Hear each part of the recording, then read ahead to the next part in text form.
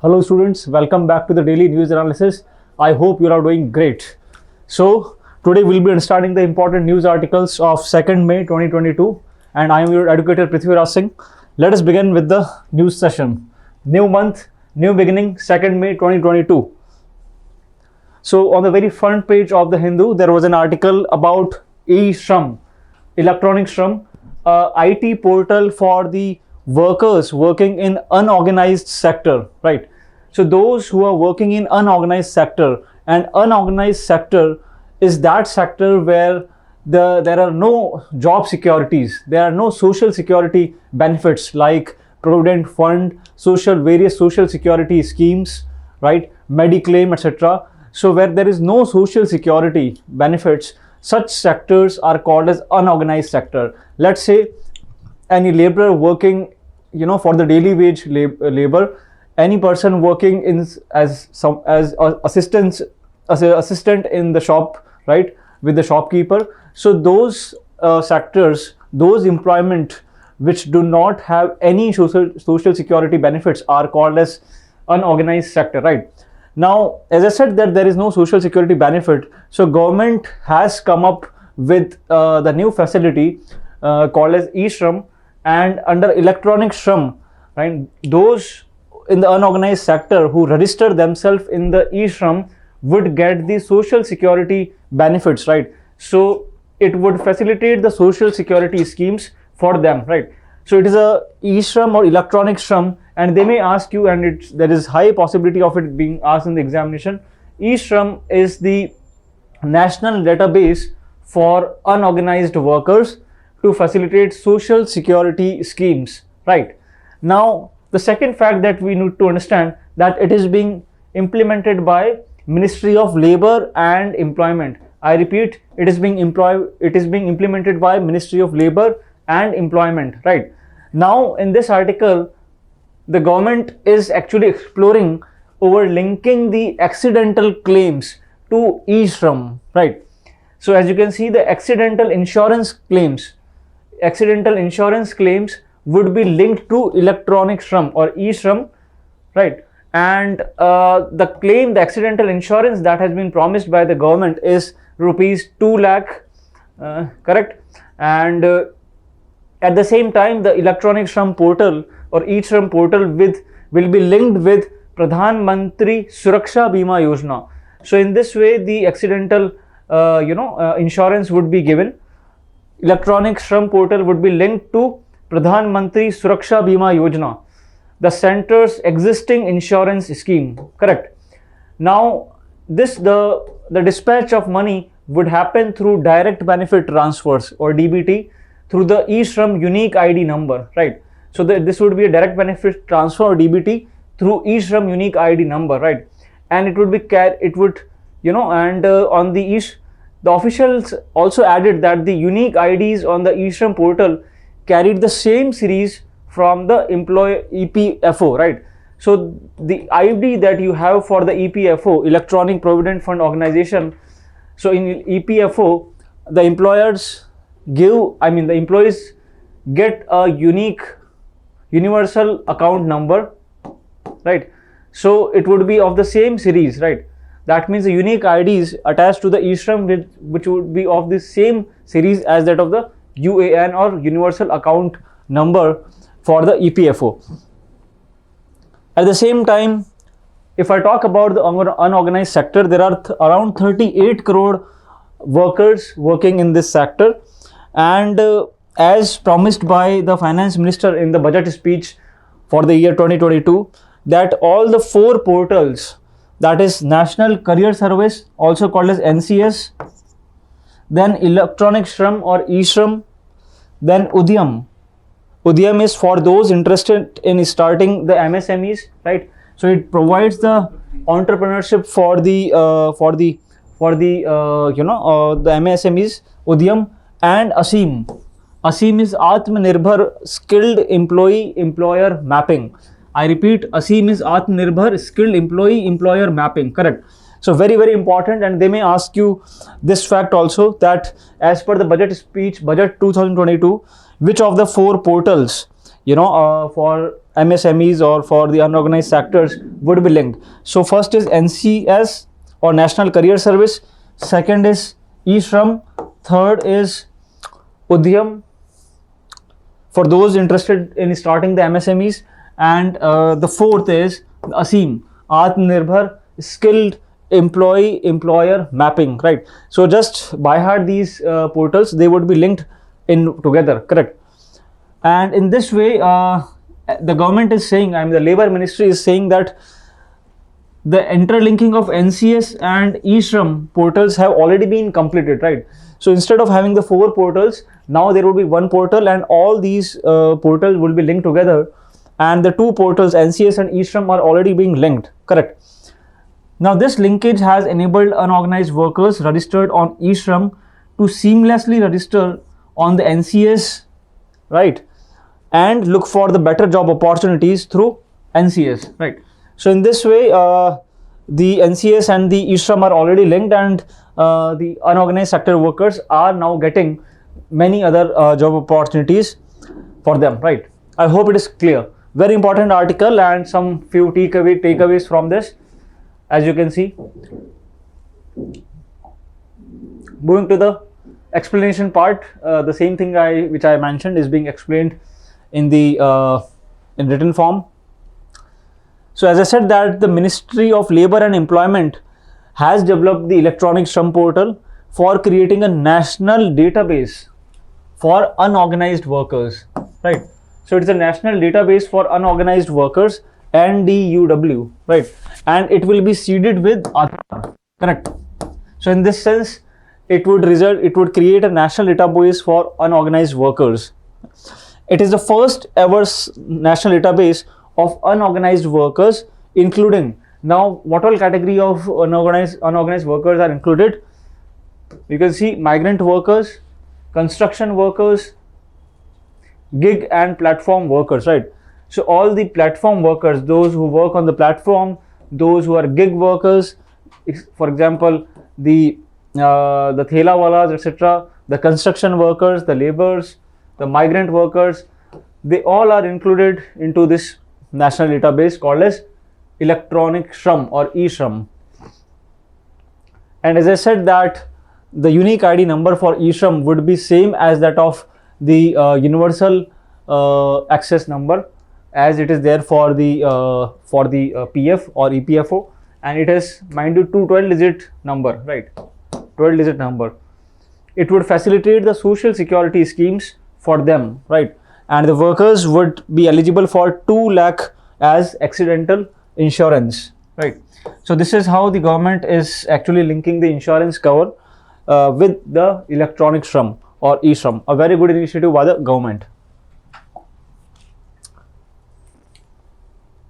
Right, so this is all mentioned here. The officials also added that the unique IDs on the eShram would have the same series as that of the UAN or universal account number, right? So that is the first news article. Coming to the next news article, POCSO. POCSO, as you all know, is a act for the protection of child against sexual offences, right? I repeat again, POCSO as an act was enacted by the Parliament in the year 2012, and it is Protection of Children Against Sexual Offences Act 2012, right? And under the POCSO Act, the courts were also being set up called as POCSO courts, right? And the POCSO court, as per this news article, has awarded death sentence to 2 persons in the state of Rajasthan, right? Now students, a horrifying incident happened in the city of Bundi in Rajasthan, where the convicted actually raped a 15-year-old and then murdered her, right? So there were 2 convicted rapists who actually raped a 15-year-old girl and then murdered her in the city of Bundi, and therefore the POCSO court in Bundi have awarded them death sentence, right? and they have clearly said that this incident, this offense is rarest of the rare. Now this terminology was being for the first time put forth in Bachchan Singh versus State of Punjab 1985, right? When we were discussing in our last daily news analysis session about Bachchan Singh versus State of Punjab, which actually gave a humanitarian liberalism idea for the death sentence or the death jurisprudence, where it said that the death penalty should be given only in rarest of rare cases, right? And when all the other options have been exhausted, right? So when there is no other option left and the offense is in the category of rarest of the rare, then only the death sentence can be awarded, right? Now the POCSO court in Bundi has declared this as, or has defined this as a rarest of the rare case, because the two rapists raped a minor girl and then killed her, right? So it is a brutal offense, and the POCSO court has categorized it into the rarest of the rare cases, right? Now mind you, this was a tribal girl.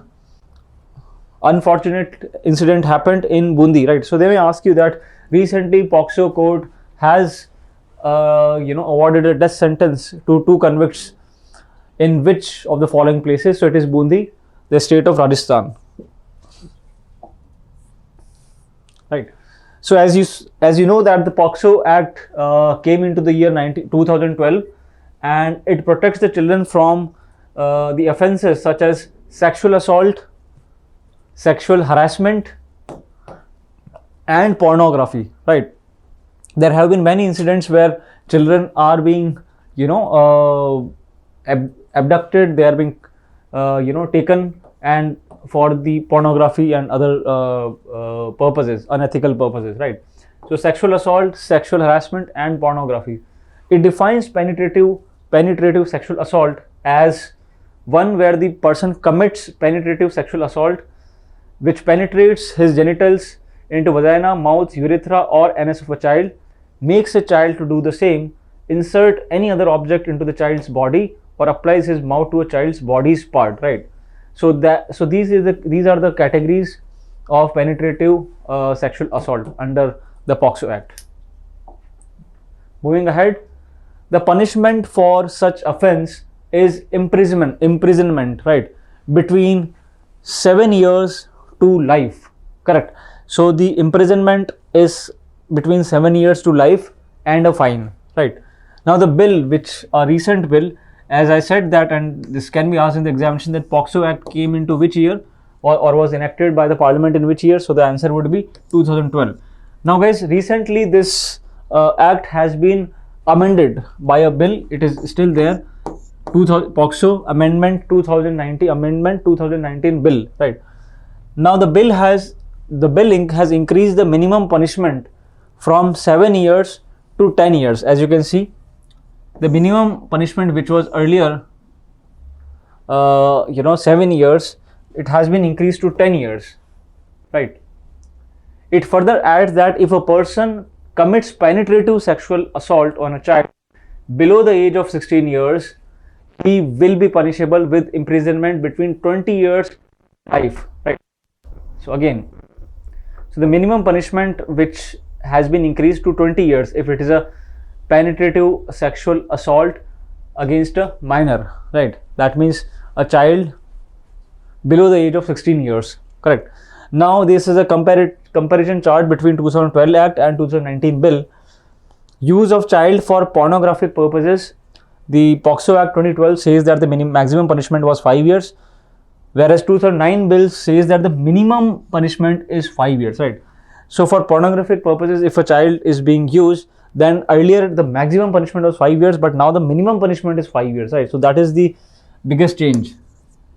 Second, the use of child for pornographic purposes resulting in penetrative sexual assault. Earlier the minimum was 10 years and the maximum was life imprisonment, right? Now the minimum is 10 years in case of child below 16 years, then the punishment is 20 years, right? And the maximum is definitely the life imprisonment. I repeat again, if the case is a minor, if the case of child, if the child is minor, I mean less than 16 years, then definitely the punishment is 20 years, and for others the minimum is 10 years. Use of child for pornographic purposes resulting in aggravated penetrative sexual assault. Earlier it was life imprisonment, but now it is minimum to 20 years and maximum life imprisonment or death. So this is how there is a comparative chart between the two acts, right? Now moving to the next news article, we all would be knowing, guys, that the new army chief has been appointed by the government, and army chief, the new appointee is General Manoj Pandey. So they may ask you in the examination that who is the newly appointed chief of army. So the name is General Manoj Pandey, right? So Manoj Pandey is the new General Manoj Pandey is the new army chief of India, right? And he has been appointed the last Friday, right? Now, if I have to tell you about the other the chiefs, right? The Air Force chief is Air Chief Marshal V.R. Chaudhary, right? So Air Chief for the Air Chief is V.R. Chaudhary. Although they are being appointed previously, the new appointee is definitely Manoj Pandey in the army. For the Navy, the chief is Admiral Hari Kumar, Hari Kumar, right? And they all the three are from the same batch of NDA, right? So the three know each other, and they have this coordination and friendly relation, right? So this would definitely help the army. The new appointment of the army chief Manoj Pandey, and he talks about the forward modernization. He's talking about new technologies to be inducted into the Indian army through indigenization and self-reliance of the defense sector, right? Very important news article. Now coming to the editorial page, as you can see on the screen, the Third World War talk that could be hyperbole.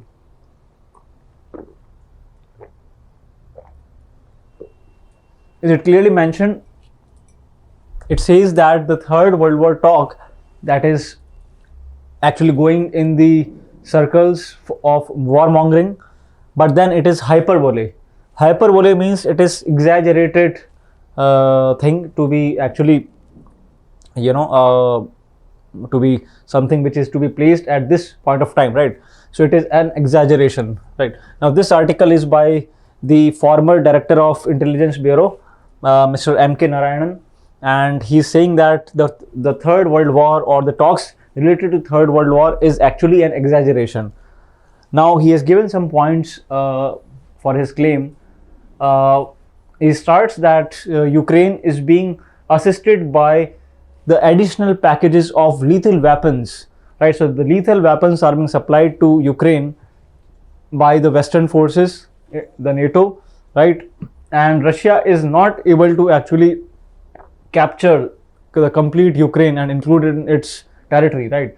And Russia has also decided that it would limit itself to the southern part of Ukraine and the eastern part of Ukraine, right? Mariupol and Donbass and the regions near Crimea, correct? Now definitely it is also a war which has seen Ukrainian resistance against the war, and they have also stood the onslaught of the Russian army. And even the Russian foreign minister Sergei Lavrov has said that the possibility of nuclear war cannot be inconsiderable, right? And that the situation must not be underestimated. That means they are open for the nuclear war also. Mr. Lavrov have also added that NATO in essence is engaged in a war with Russia through its proxy, right? And is arming that proxy, right? So NATO is heavily involved in the Russian-Ukraine war, and definitely Ukraine is being used as a proxy battleground, right? And the implicit threat by the Russia of using nuclear weapons cannot be discredited. So the point is that the use of nuclear weapons cannot be ignored, as it is being seen from the statement passed by the Russian foreign minister. Even the former president of Russia, and now he is working as the deputy chairman of the Russia Security Council, Mr. Dmitry Medvedev, he has said that, and in fact he has warned Sweden and Finland, which are currently not the NATO members, but they have aspirations to become the NATO members, right? Very important, students. Sweden and Finland, as of today, they are not NATO members, but they have very high ambitions and aspirations to be included into NATO, right? And this is what Russia do not want. And it has clearly warned Sweden and Finland that if in case they join NATO, then they would face adverse consequences, right? So there has been no more talk of a nuclear-free Baltic, right? The concerns about a nuclear holocaust appear to be real, right? And but then many people say that this is nuclear saber rattling, right? This is warmongering, this is nuclear saber rattling, and a nuclear attack by any one of the major nuclear powers like Russia or United States or China would bring instant retaliation, right? Because all these are nuclear powered states. Even if one state, fires nuclear weapon, then the other states may also retaliate, right? And this would, and today we know that the nuclear balance is unfavorable to the West.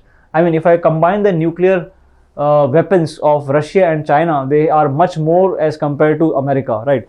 So the nuclear balance is always unfavorable to the West, and definitely if it happens, it would lead to nuclear Armageddon, right? A holocaust.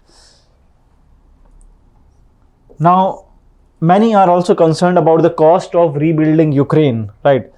And as we all know that Ukraine is also being called as the breadbasket of Europe. Another fact, Ukraine is called as breadbasket of Europe because of its huge, granaries production, right? Because of huge granaries production, it supplies granaries, to the European nations. And a prolonged conflict would have serious consequences of food security in Europe, right? So therefore, the whole of Europe would be affected, right? Again, just two companies in Ukraine produce around 50% of the global total neon, right? So neon, which is a critical gas, in fact, is being produced by just two companies in Ukraine, and that constitutes 50% of the global production. And this gas, neon gas, is being required for the laser, used in chip production process, and this is called as lithography, right? So very important. Ukraine is known for neon gas. It is also called as granary or bread basket because of the cereals that are being produced in Ukraine. Bread basket of Europe. So there are two facts which are coming from this article. 50% of the global neon gas production, is coming from the just two companies in Ukraine. Second, Ukraine is also called as bread basket of Europe, right? So the devastation of Ukraine would lead to food security crisis in Europe, plus the neon gas which is used, for the lasers in chip production process known as lithography, where machines carve patterns into tiny pieces of silicon, right? So that would also be adversely affected, right? Leading to chip shortages, right? And it would adversely impact the semiconductor devices or semiconductor industry, right? So there are huge implications of the Russian war of Ukraine, right? Now, Russia has not since displayed the same degree of foolhardiness that could provoke a wider conflagration, and possibly Russia is also aware that NATO is supporting West, is supporting Ukraine, and therefore it has now decided to limit itself to the southern and the eastern part of Ukraine, right? And definitely many Russian aircrafts are also being shot and possibly it may be the biggest wartime losses of a battleship. And even Russia is concentrating, or at least seems more interested in dismembering Ukraine now that Ukraine's membership of NATO has been put on the back burner, right? Right. So there are definitely permanent economic and political damages on Russia also, and it has resulted into the diminishing its economy and military, right? At the same time, if America or the NATO loses Ukraine, it would actually be a dent on the America's image in Europe and across the world, right? Well, the re-election of the French President Emmanuel Macron is also a matter of relief and satisfaction for the United States and Europe. But the display of strength by the far right, party is inducing a great deal of rethinking in ruling circles in Europe, right? Because there is a growing, right wing, far right wing, politics growing in Europe, and underscoring the importance of taking a sober approach to policy issues, right? So therefore, there are changes happening in the political circles of Europe, and the West and especially the United States remains intent on enlarging NATO, as seen by Finland and Sweden's example. And the recent announcement by Sweden and Finland of their willingness to join NATO is the example for that. Now, being well aware of Mr. Putin's mindset, it is almost as if the West is daring Russia to react, right? So some important takeaways from this beautiful article about the about Third World War and how this talk could be an hyperbole. Moving to the next news article, wet bulb's temperature. Guys, there is, we have coming across this term many times in the newspaper, wet bulb temperature, right? Now, the wet bulb temperature is a technique which is where, some parts along eastern India, it is a weather phenomenon, especially seen in the eastern India, such as Andhra Pradesh, Telangana and Odisha, which also registers high humidity along high temperatures, right? So there are high temperatures combined with high humidity, right? And this leads to a condition which causes extreme discomfort, right? And a worst cause, it causes dehydration and even death, right? So you have to just remember that wet bulb temperatures are those situations or those weather events where there is very high temperature combined with very high humidity, leading to dehydration, death and extreme discomfort, and this is called as wet bulb temperature, right? So this term is very important and it may be asked in the examination. Next news article, why are electric vehicles catching fire, right? Now this article talks about the recent battery explosions in various electronic vehicles, right? Now guys, the government is moving in the direction of promoting electronic vehicles, and as you know that in the Conference of Parties 26, Prime Minister Modi also, the government decided its intention and clarified its intention and set a target of 500 gigawatts of renewable energy to be achieved by the year 2030, and net zero emission to be achieved by the year 2070, right? So electronic vehicle is a policy, is actually in the direction, is an attempt to actually fulfill that objective, right? So electronic vehicles has the electronic motor which replaces the internal combustion engine, right? So in electronic vehicles you use electric motors which replaces the internal combustion engine, and electronic vehicles are more efficient, more fuel efficient, right? Because when you compare the cost of electricity with the cost of fuel, right, there is huge difference, and the cost of electricity is normally less as compared to the cost of fuel, right? Now FAME India is a part of National Electric Mobility Mission Plan, right? Now the electronic vehicles, right, EVs are electric vehicles, right? And they are being promoted by FAME India, which is a part of National Electric Mobility Mission Plan. And the main thrust of FAME is to encourage electric vehicles by providing subsidies, right? So EV stands for electric vehicles and not electronic vehicles. Electric vehicles, correct. And the FAME is the scheme of the government to encourage electric vehicles by providing subsidies. Now the abbreviation of FAME is faster adoption and manufacturing of hybrid and electric vehicles in India. I repeat, it is faster adoption of and maintenance, faster adoption and manufacturing of hybrid and electric vehicles in India, right? The scheme was launched in the year 2015 and it covers hybrid as well as electric technologies, right? Very, very important. It is not just limited to electric technologies, it also covers hybrid with electric technologies, right? If I talk about the monitoring authority, the Department of Heavy Industries under the Ministry of Heavy Industries and Public Enterprises is the monitoring authority, right? I repeat, Ministry of Heavy Industries and Public Enterprises working under the Department of they have this department called Department of Heavy Industries, which is the monitoring authority, right? So electric vehicles actually replaces the internal combustion engine, and they are the step in the direction to achieve the net zero emission and the renewable energy target to reduce the pollution levels in the atmosphere. They are more fuel efficient. They are being executed by FAME India scheme of the government, which stands for faster adoption and manufacturing of hybrid and electric vehicles in India, right? And it covers both the hybrid and the electric vehicles, and the monitoring authority is definitely the Ministry of Heavy Industries, right?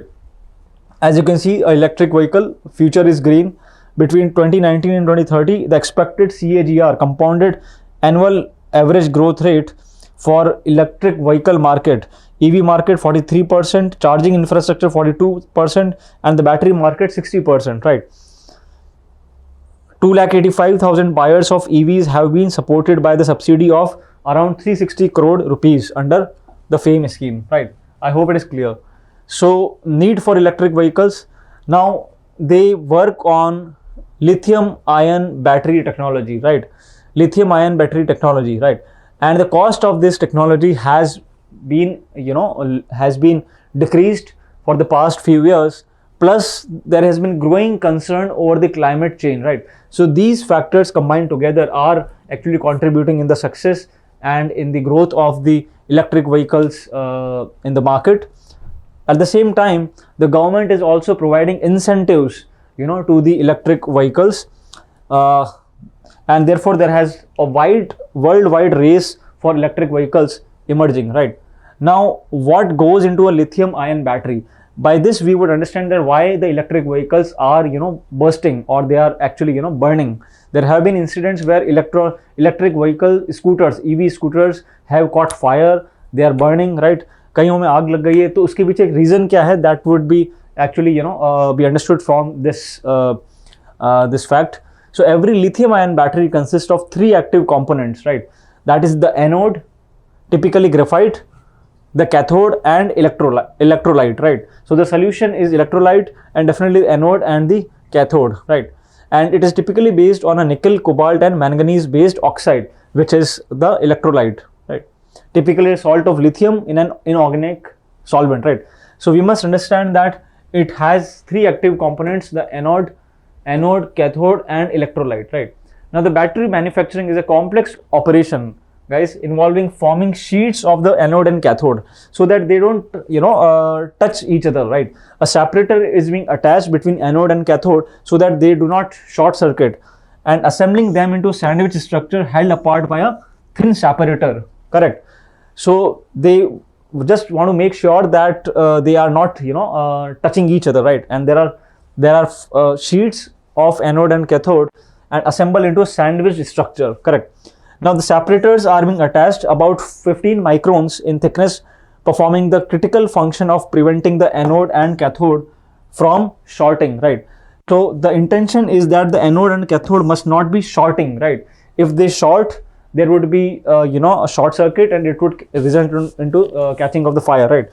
Now the accidental shorting of the electrodes is known as the cause of firing or fires in the lithium ion cells, right? So this is the cause, because there is accidental shorting of the electrode, and this is the cause for the lithium ion fires in the lithium ion cells, right? Now the safety features such as thermal switches that turn off if the battery overheats are added as a sandwich is packaged into a battery cell, right? Even the increase in the temperature also results into overheating of the battery, and this may also result into catching the fire. So the thermal switches are also now the technology is such that they would automatically turn off when the temperature would increase, right? So this is how it's being explained, that the batteries do store energy in a small package, and if the energy is released in an uncontrollable fashion, the thermal event can be significant, right? And the fire triangle generally takes place. Very important, guys, for the EV vehicles or electric vehicles. The fire triangle actually sets into fire triangle, and this fire triangle means heat, oxygen and fuel. They actually combine and they react with each other, right, resulting into fire, right? So heat combined with oxygen and fuel result into fire, right? So this is called as fire triangle, right? So this has to be avoided. And if an adverse event such as short circuit occurs in the battery, the internal temperature can raise as the anode and cathode release their energy through the short, right? So this in turn can lead to a series of reactions from the battery materials, especially the cathode, that releases heat in an uncontrollable manner along with oxygen, right? So this is the reason for the fires in the electric vehicles, and the trigger for such events can be a result of internal shorts, right? As we discussed, external events, overcharging of the batteries, and the bad thermal design, right? So these can be the reasons, and this is how mechanical abuse, electric abuse and thermal abuse may result into the explosion or the flame, as you can see on the screen, right? And preventing fires require breaking the fire triangle, right? So many companies are trying for inserting a ceramic layer on the separator to mechanically prevent the shorts, and they are going ahead with the sophisticated battery management systems, and finally the battery packs need to be protected from the external penetration, right? So this is how the technology is moving, so that no more fire explosions take place in the EV lithium ion cells, right? So they are also working on internal switches that turns off the parts of battery that undergo the thermal events, right? And the research is also now underway to replace the flammable liquid electrolyte with a solid electrolyte, right? And definitely the regulators also has an important role to play, especially as far as the testing and certification is concerned, right? Now moving to the next news article, the Insolvency and Bankruptcy Code, comparing the outstanding loan amounts with the value realized may not be a reasonable indicator to assess the bankruptcy law's effectiveness, right? Because in order to recover the bad loans, guys, bad loans are those loans which are actually not paid back for a straight period of 90 days or more, right? So those loans which are not being recovered for straight period of 90 days are called as NPAs, or non-performing assets, right? Those assets which have stopped performing, right? Now normally the recovery takes huge long time duration and cost, right? And they never realize the full value, right? So always the company, the banks actually compromise or satisfy themselves with some discounted value which they get, right? So this article is about the same, the realization under IBC, better bad than liquidation, right? So the RBI governor has addressed that the concerns over deep haircuts that the banks had taken in some of the insolvency resolution plans, right? Now haircut is a technique when a bank takes a haircut. For example, it accepts less than what was due in a particular loan account. For example, the loan was of rupee 10,000 by a borrower, and the bank has agreed to take back only 8,000 rupees, right? So in this sense, how much is the haircut? 20%, right? I repeat again, the bank was owing 10,000. That means it has issued a loan of 10,000, but now it has agreed to take back only 8,000 rupees, right? Giving away 2,000 rupees loss, right? So the haircut is 20%, correct? Now in this sense, the value of the asset may have already deteriorated by the time it comes up at the courts, and the extent of the haircut represents a discount the market demands in continuing to invest in an insolvent borrower, right? So the resolution values must be compared with the next best alternative for the creditors, which is liquidation, right? Now some details about the Insolvency and Bankruptcy Code, as it talks about the insolvency and how it can be resolved. As a code, it came in the year 2016 as Act of the Parliament, and insolvency resolution in India takes 4.3 years on an average, right? Against other countries such as UK. I mean, in UK it takes 1 year, USA it takes 1.5 years, But in India, it is a very lengthy process. It normally takes 4.3 years. What does the IBC aim to do? Well, IBC applies to companies, partnerships, and individuals. Very, very important. IBC is not just limited or not limited just to companies, but it also includes the partnerships as well as the individuals, right? And it provides a time-bound process to resolve insolvency. Very, very important takeaway from this article.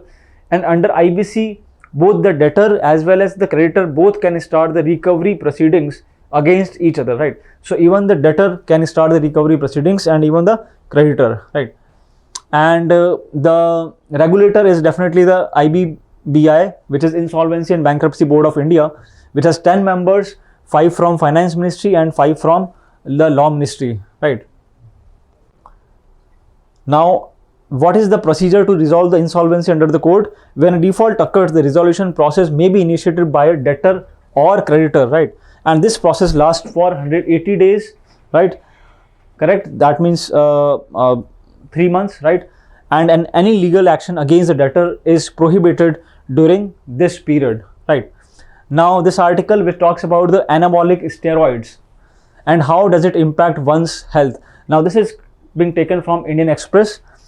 Now, there are 2 Tokyo Olympians which have been banned by the Noida police, right, for seizing, and the fake drugs have been seized worth 2 crore rupees, right? Now, they were actually, procuring anabolic steroids. Now, let us understand what are anabolic steroids.